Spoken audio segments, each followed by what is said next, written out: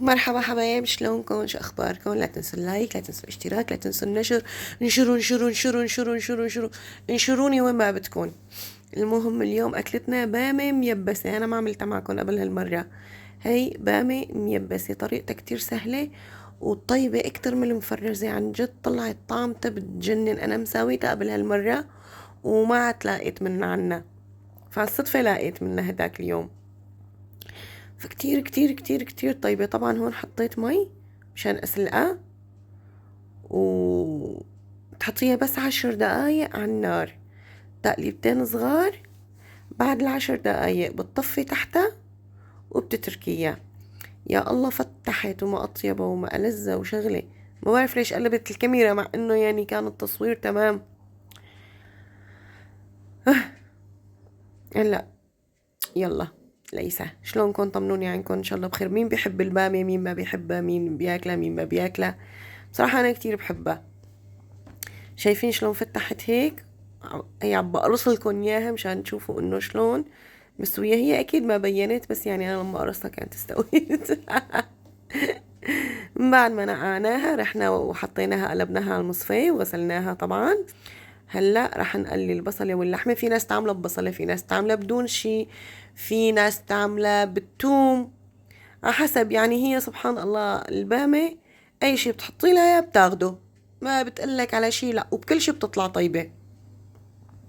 هاي السكينة حبيت اورجيكم ماركتها للي عايشين هون بألمانيا، بمخبز الناتو عم بيبيعوها. يا ربي، حدي يعني انتبهوا كتير كتير وانتوا عم تفرموه، بس بتبل القلب. بس انتبهوا وانتوا عم تفرموه، يعني لا سمح الله يصير لكم شي. بس حبيت انصحكم فيها. بالمخبز تبع الناتو. وهلا هيك بلشنا نقلي اللحمة. طبعا ما بننسى بهاراتنا، ملح وبهار. بصراحة ما حطيت لها اضافات ابدا، بس ملح وبهار، ما حطيت لها اي شي تاني.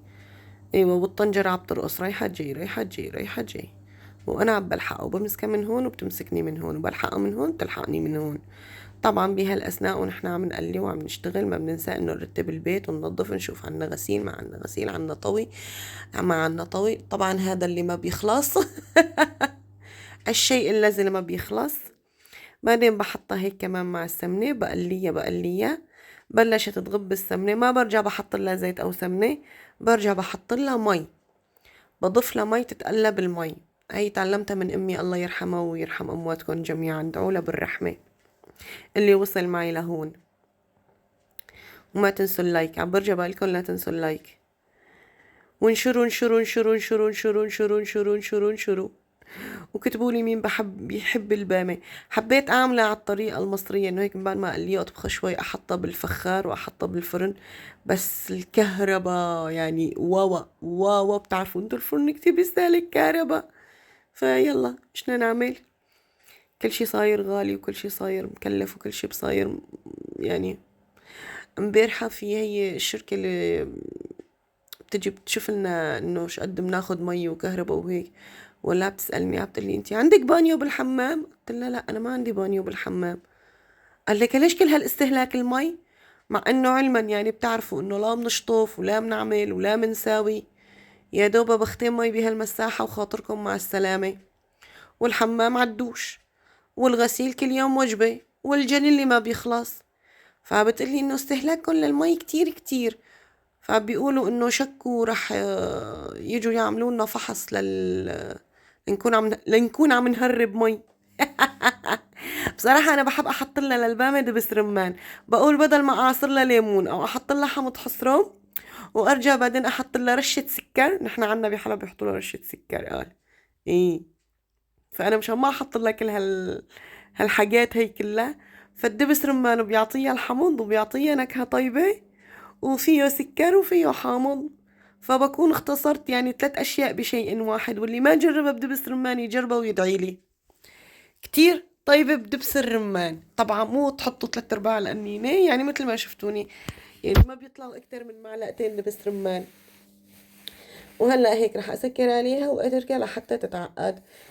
في ناس بتحب البامية مرقتها سميكة، في ناس تحب مرقتها قليلة.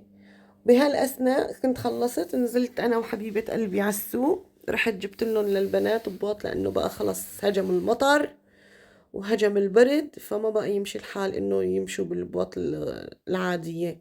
فلقيت هدول عليهم عرض بالاي بي سي، بالA B C كتير ظراف. طبعا عدينا على الروزمان، لا يخلى الأمر من الروزمان. هاد بخاخ لشعر البنات.